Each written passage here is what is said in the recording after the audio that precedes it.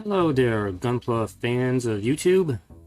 It is I, DZ Maven, and it's time for another Gunpla review. Unscripted. From my desk to you. Anyway, to us today, taking a look at the high-grade Universal Century Char Zaku 2 quote-unquote revive. They don't actually name this a revive kit, but technically it is. I don't know why they don't, but it is. This is basically a replacement kit for the original high-grade Universal Century Zaku 2 that came all the way out back in July of 2002. This new kit here came out pretty recently, so it's still pretty new. It came out in July of 2020, which is last year.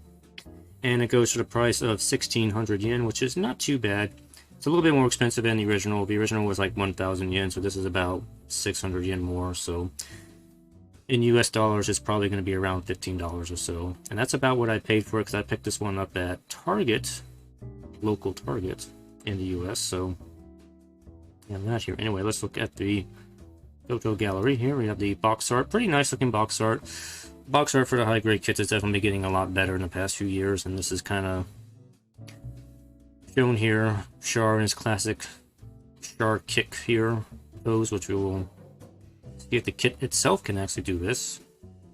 Spoilers, it can. Here's side of the box. This is number 234 for anybody interested.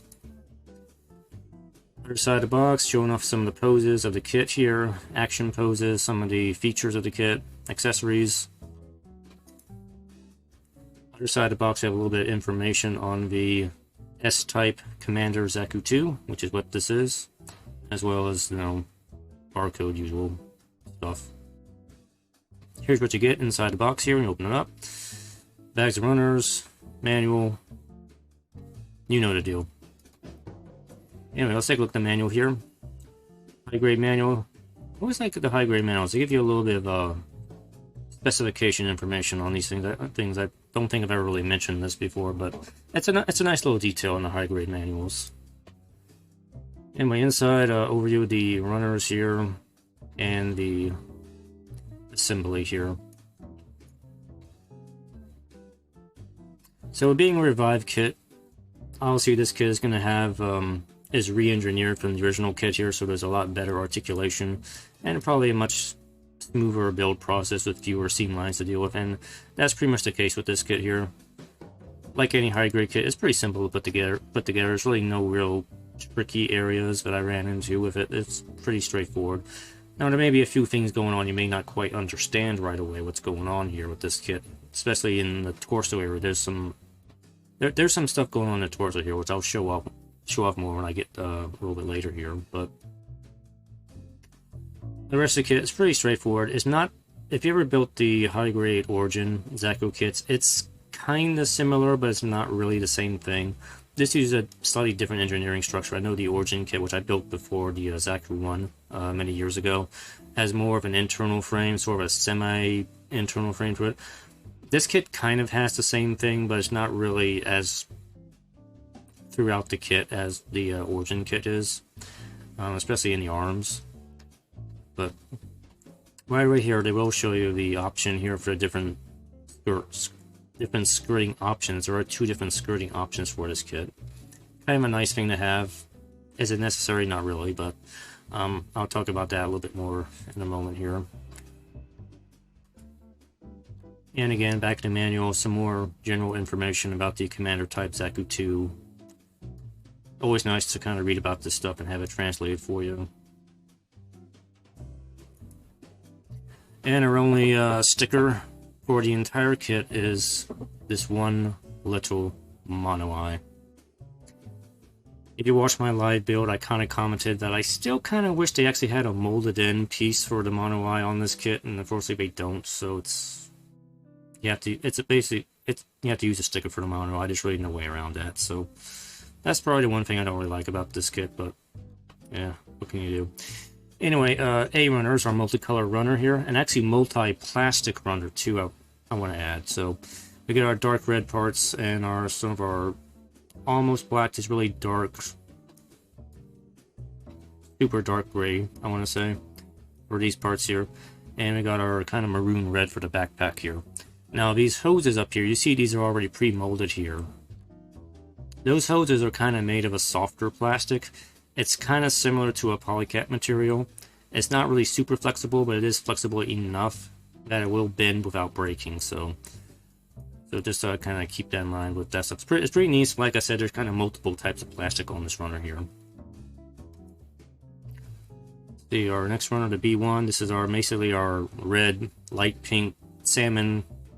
Choose whatever color you think it is. Runner here. So parts for the legs, arms, heads.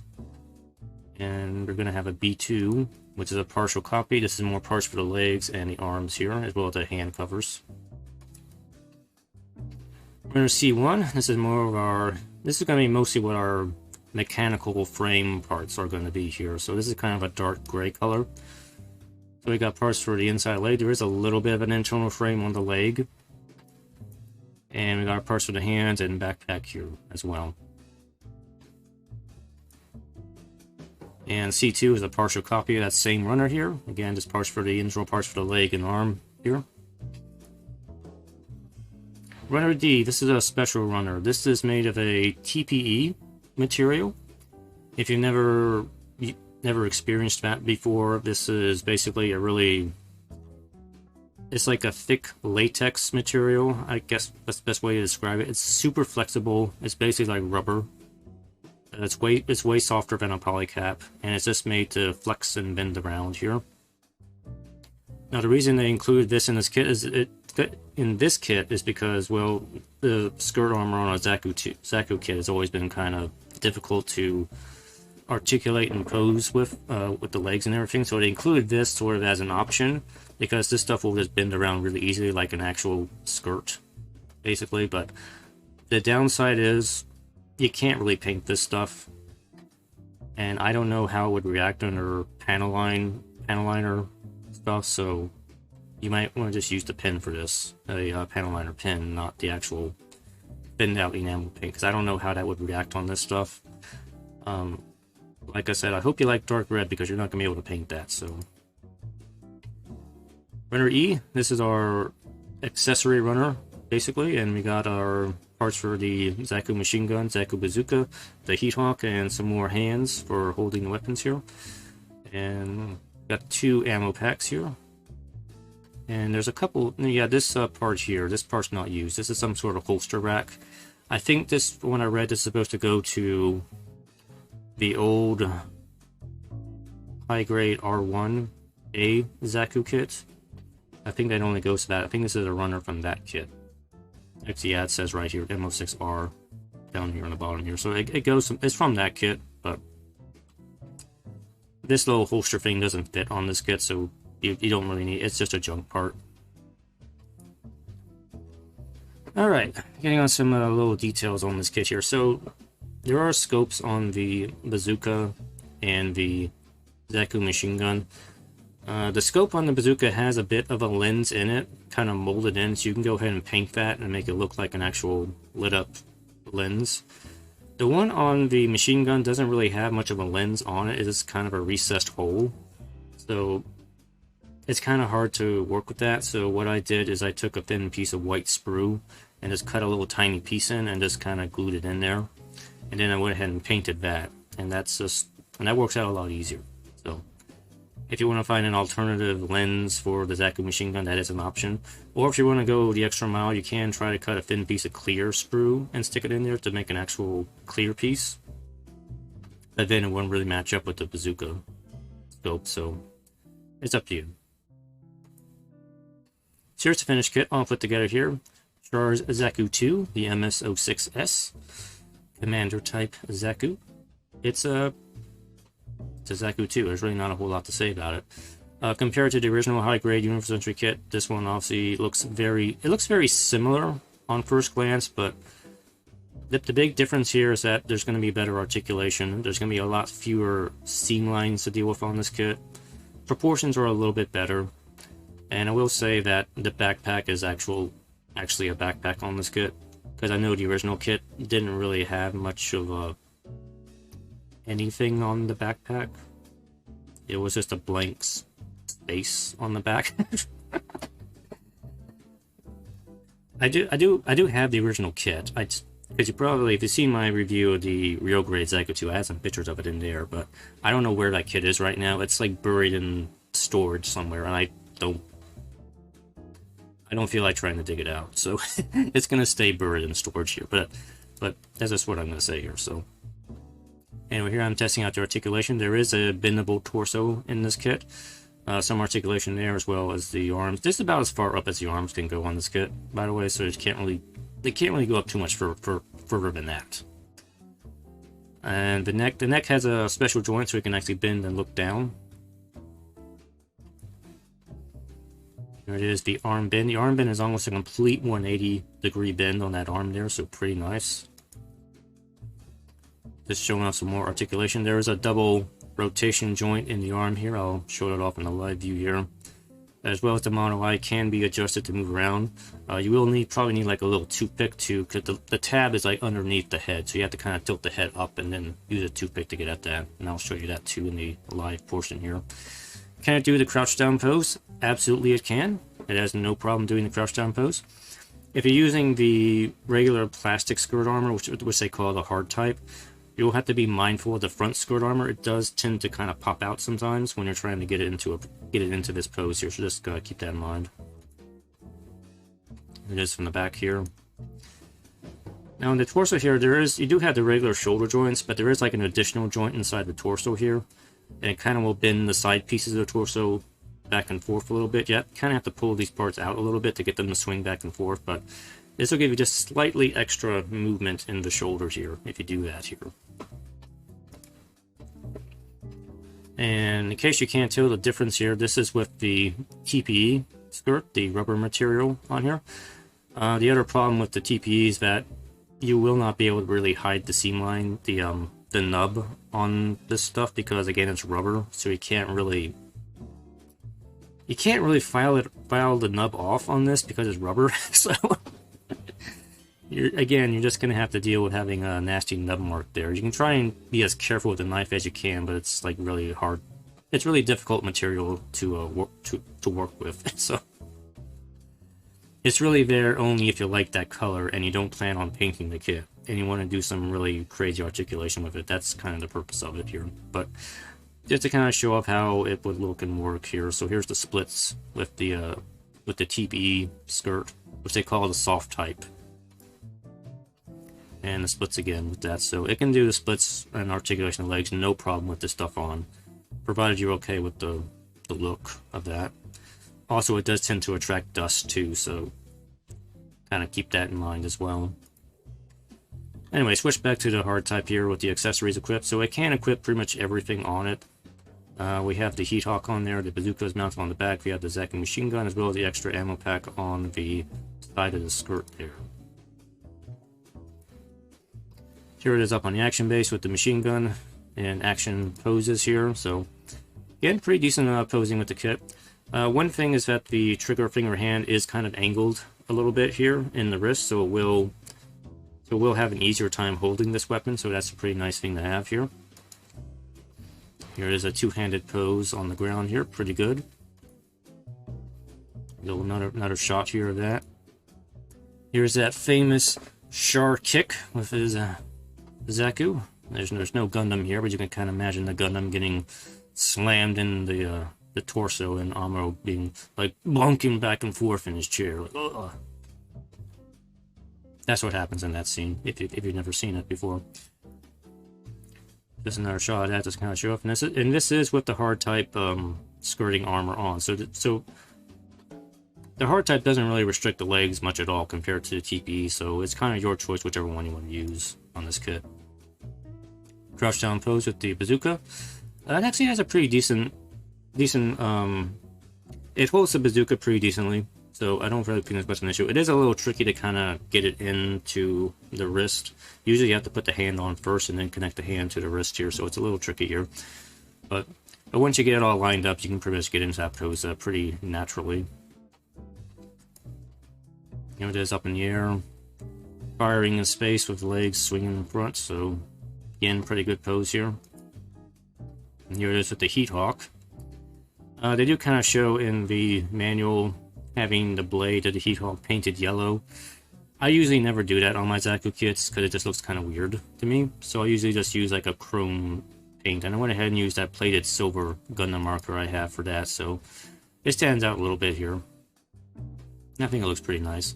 It also has no problem holding this in the grip hand because there's a little notch in the grip hand that gives it a little bit of tension, so we'll be able to hold the heat hawk without it like slipping out of hand or falling out or anything like that. Here's another pose of that, and here's a look at the accessories that come with the kit. Again, Zaku machine gun, Zaku bazooka. You have an extra ammo clipper magazine.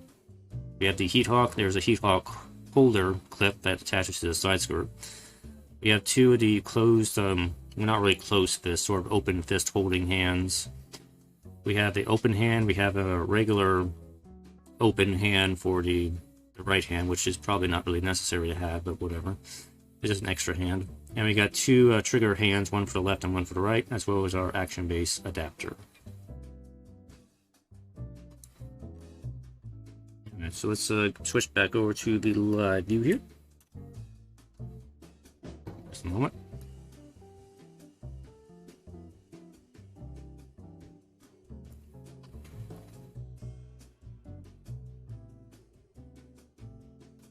There we go. I forgot where my button was. Alright, so here's the Char Zaku 2. It's a pretty nice high grade kit. It's a nice high grade kit, I would say overall. It's not like super detailed, so again, it keeps that pretty simple look of a lot of the first Gundam kits here. It's a very simplified look here, so there's really not much to it here. But let me talk about articulation here in the live view here. So again, we got kind of a double joint in the neck, so it can bend down and look that way. Look up, about that far. It's not too far up here. Now the mono eye, I want to show you here. It's a little sticker. There's a black round piece in here. So there's a little notch peg right there. You can see. You can adjust the mono eye left and right, or whatever posing purposes you want. Like that. Pretty cool. Let me show the arms. Arms, you can go all the way around. The spike armor doesn't really move around too much here. You can kind of go up and down a little bit here. It pops up really easily, but no matter how you move it, you're not going to be able to move the arm more than this, like that. Now, rotation joints, there's one upper rotation joint right here, and there's a rotation joint inside the elbow joint right there. So, the hand is on a ball joint, and there's also an additional joint here.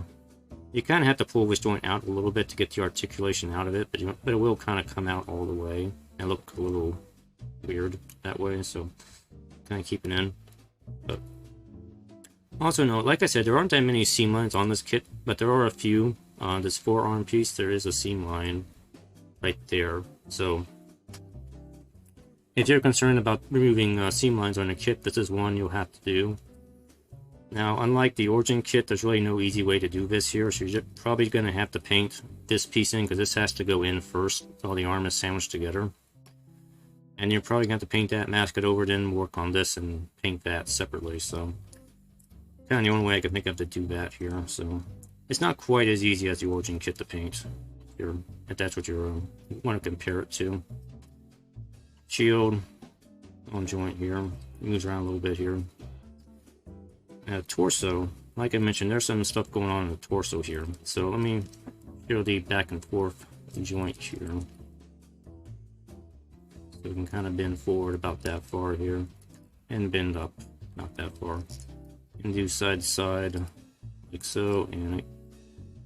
And like the old kit, you can rotate the torso all the way back around. Actually, the old kit wouldn't even bend back and forth. It was like a solid block that went all the way through. Now these extra joints on the side here, let me try and pull these out here. Like I said, you have to kind of pull these things out a little bit, and they will give us an extra bend back and forth here on the torso.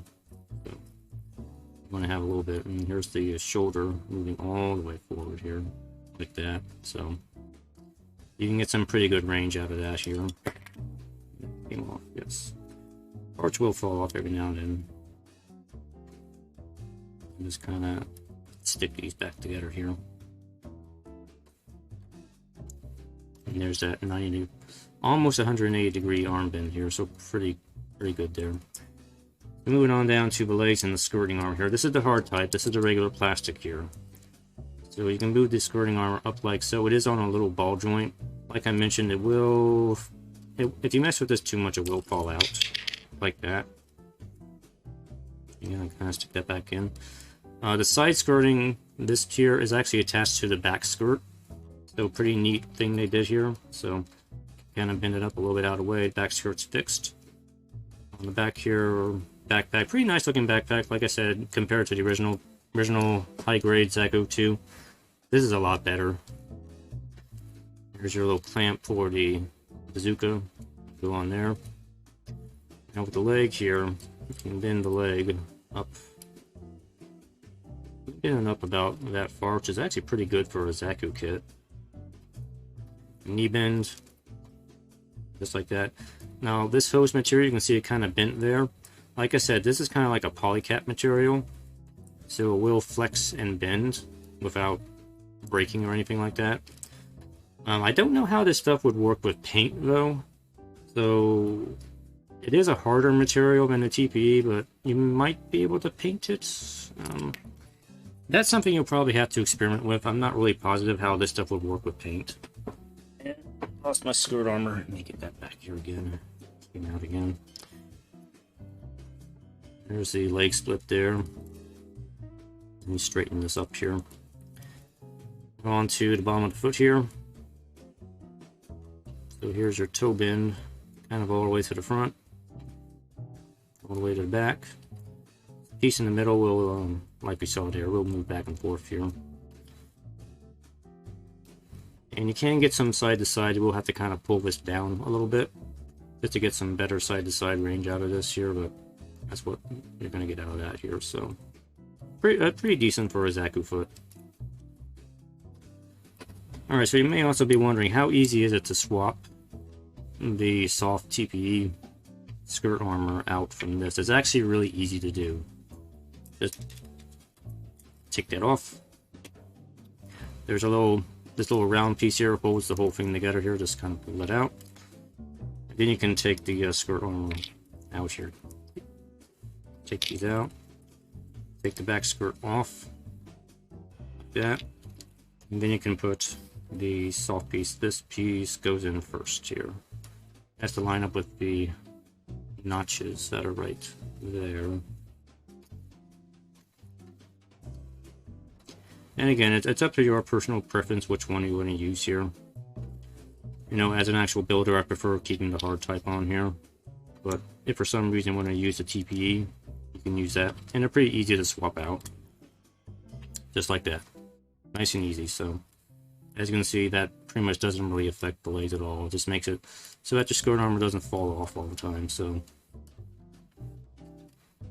yeah, so you can now start doing all kinds of wacky poses if you want, anything like that. So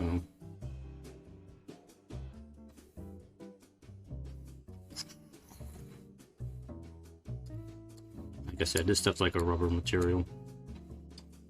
If you ever built the perfect grade Wing Gundam Zero, they had the same thing on the waist. The red piece on the waist of the Wing Gundam Zero custom perfect grade is the same stuff here. I don't know if I've seen on any other kit, but that's kind of what that is here. Maybe inside here.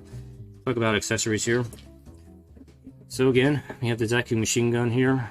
Like I said, I painted in the scope here with a little plastic piece. The magazine, you can get it off. It's kind of tough to get off, but it's there. The scope can move around. The handle here can move around. Zaku bazooka. Scope can move up and down. Support handle can move up and down. The handle here can move back and forth just to make it easier to pose with. As I mentioned, we have the holster back here for the bazooka here. That attaches inside of the handle here. Move that down. Or not like that. Try again. Press too hard. So fit in like so.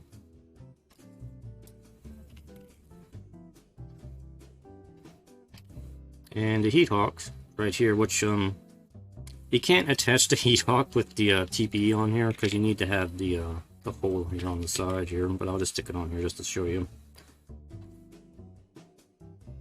It would go in kind of like that, or like that here. One thing I did notice about the heat hawk here, while there is like this attachment clip here, there's also a peg on here too, and I think this may be just a leftover thing from the R1 Zaku kit here, but you can attach it on that peg like that too if you want to do something like that. Also, I don't think, okay, you can attach to the back of the skirt like that, although I don't think this piece fits. I tried to do that. No, this little clip doesn't fit on the back, so you can't do that. The extra ammo pack, you can stick this on the side skirt if you want. And just kind of stick in there. You see, it'll stick on the back too. Yeah, okay, it will. So you can stick that where you want. Actually, I wonder, will this stick on the in here? Nope. Okay. I don't know why they gave you notches on the shield here. They don't seem to serve any purpose. But you know, that's it. The hands, like I said, we got these hands here. These are the hands that come with the kit here. So trigger finger hand does have a little bit of an angle on it, just to kind of make holding weapons easier. The same one is used for both the machine gun and the bazooka here. So just kind of clip it in there, notch together, and get it together here. Get it together. There we go. Take that hand out. Put that hand in. There's your machine gun. And balance this up against the chest pretty well here, so there you go.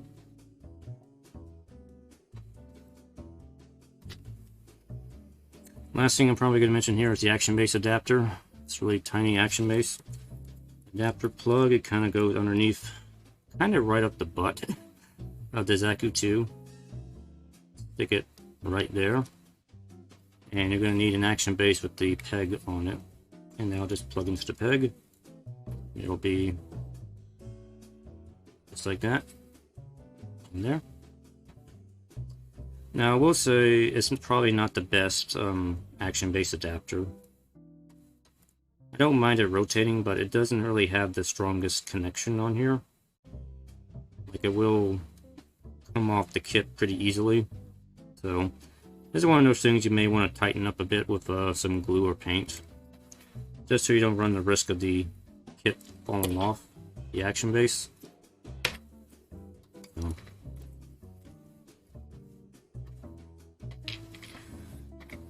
Other than that, you get a couple of leftover parts. Like I already mentioned, this piece doesn't really serve any purpose on the kit. It's from the R1 Zaku 2 kit. It doesn't fit on the shield, so it's just junk. And this is just a leftover part, so you don't really need it. So yeah, that's kind of it for the high-grade Zaku 2. Oh, yeah, if you want to compare it size-wise to the Gundam here, the entry-grade Gundam here, there you go. So, but yeah, it's a pretty decent kit. I think I still would prefer the Origin Zaku 2 kit to this, just simply because the Origin kit I think looks a little bit better. And you get kind of the same level of articulation and detail with that kit. Get this back on here. You know, I prefer having this on here. And it's a little bit easier to work with. It just looks nicer in my opinion, so that's just my opinion. If you're looking for more of the classic Zaku look, straight from the anime, this is the kit that will do that for you here. Otherwise, if you like a more machine, well-detailed Zaku 2, you probably want to go for the Origin version kit. that piece back in. So. Alright, that's pretty much going to be it for review. Like I said, pretty decent kit. It's not that expensive. You can find these in stateside in Target if you're looking for one of these here, so they're about 15 bucks. So anyway, I hope you enjoyed the review, found that entertaining and on some level here. And I will see you guys again with the next review I do here. So anyway, take care and keep on building. See you next time. Bye-bye.